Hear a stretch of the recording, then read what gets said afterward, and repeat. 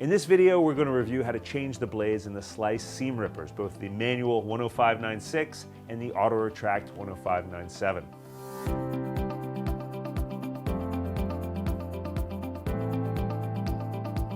Today we're going to discuss the slice seam rippers. They come in both an auto retract and a manual version.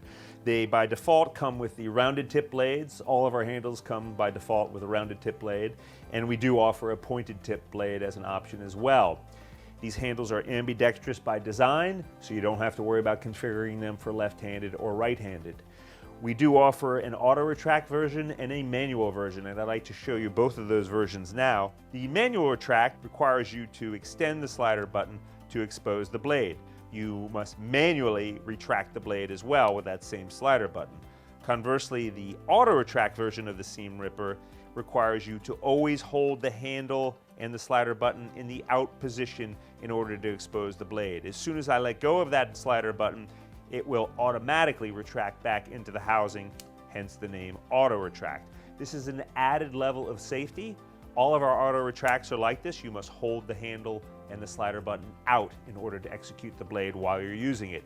We do suggest that you use auto retract whenever possible as an added level of safety. Let's look at blade change. Again, you don't have to worry about configuring it for left-handed or right-handed. They're all ambidextrous by default.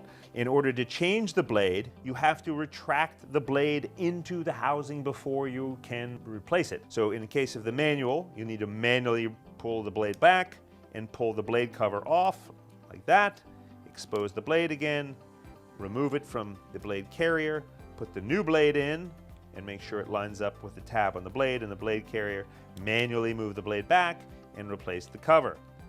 Similarly with the auto retract, the blade is already retracted because it's an auto retract.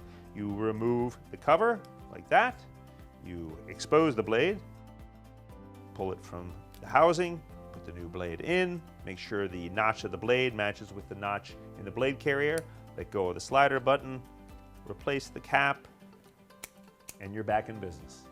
Thank you for watching this video. If you have ideas for new videos or if you want to comment about how you've used our tools, we'd love to hear from you. Please leave comments below or email us.